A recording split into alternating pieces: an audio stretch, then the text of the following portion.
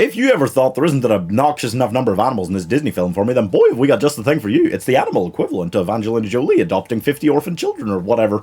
Basically, when Roger and his dog Pongo meet Anita and her dog Birdie, the two immediately fuck. And big bang boom, just like that, you got 15 puppies. Meager litter, really. But it impresses Cruella de Vil, Anita's old childhood friend. They're the same age. And she just wants to skin the puppies, as we all do from time to time. What?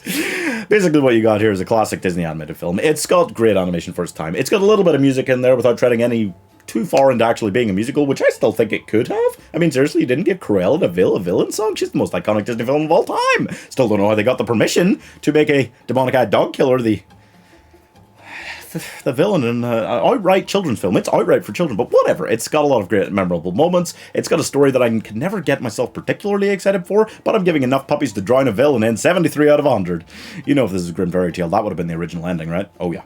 Trendy before live-action remakes of classic Disney properties was hardly even a thing. 101 Dalmatians thought that they could expand upon the character of Cruella de Vil by basically having the legendary Glenn Close play her and just do exactly the same thing as she was like in the animated film. It's just exactly the same. They thought that was going to make money. Unfortunately, they were right. Unfortunately, that's the only thing to get excited about here.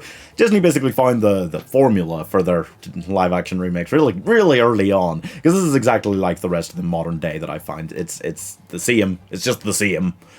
There isn't really a lot you can bother to get yourself excited about, and generally the changes to the story and comedy and style are unfavorably looked upon, because the comedy here, it's overly child-friendly. The dogs are cuter because it's live action, but the human characters are far worse. It all balances out, but isn't quite as good overall as the original, is what I would basically say. And the only thing that really bothered to expand upon is how much wetter Roger and Anita got while mating than we thought they did. That came out weird. But overall, I'm giving a child's version of a child's film 66 out of 100.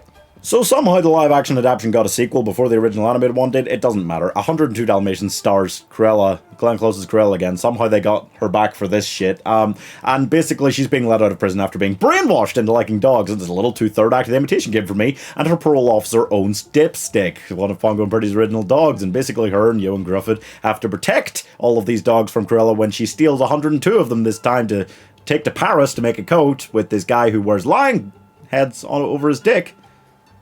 And basically Cruella gets mixed into an industrial-sized cake batter at the end, and then she gets put into an oven, and the cake bakes all around her, and yet somehow she's not even burnt. Oh my god, everything about the first film that was bad, it's so much worse here. This is an atrocity against humanity. It should be removed from Disney Plus for planting genocidal thoughts in my head, but that's fine, it's fine. I can't believe that they got Glenn Close back for this. It is actually so unbelievably bad, nightmarishly so. It does no right being this bad, but I'm giving, ovens don't work like that, 20 out of 100. And then after creating that atrocity, Disney Toon Studios, in their infinite wisdom, decided to get involved. That's right, this 101 Dalmatians 2, Patch's London Adventure. It's actually an improvement for me after that last one. Watching them both back to back today, it's actually better, I think. In terms of Disney animated sequels, you know, all of the bad ones, it's better than Mulan 2. It's worse than The Lion King 2. It's right in the middle there. Patch he just feels like he's 1 out of 101, which he treats negatively, even though people would normally say, you're 1 in 100, kid.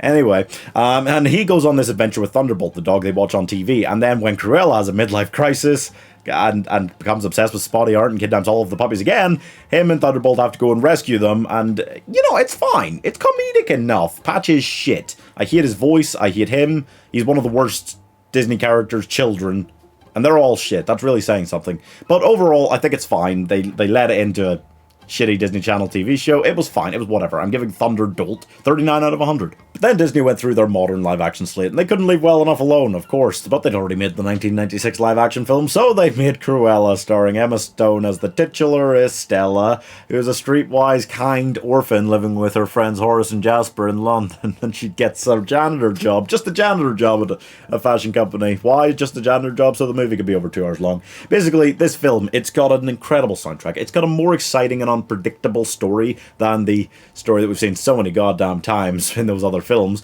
and it's got a great cast. Emma Stone is fantastic, and if you think about this, if you go in thinking it's going to be Joker, you're an idiot, because it's Disney. If you go in thinking that it's going to be a light-hearted comedic heist film starring Emma Stone, who does become darker and scarier over the course of it, you're going to enjoy yourself a lot. And frankly, I think this is my favorite in the franchise. Maybe that's first-time viewership clouding my eyes, but overall, I think this is a great, enjoyable film to jump back into the cinema with. And I'm giving The Devil Wears Prada 77 out of 100. Well, the story of 101 Dalmatians overall doesn't get me particularly hyped, and that is kind of why I preferred Cruella to any of the others, but you can see my ranking here, and you can check out another ranking video down there. There's a lot of them around. They're a lot of fun. You might want to subscribe so you can check all of these out, you cheeky bastards. How you go on now?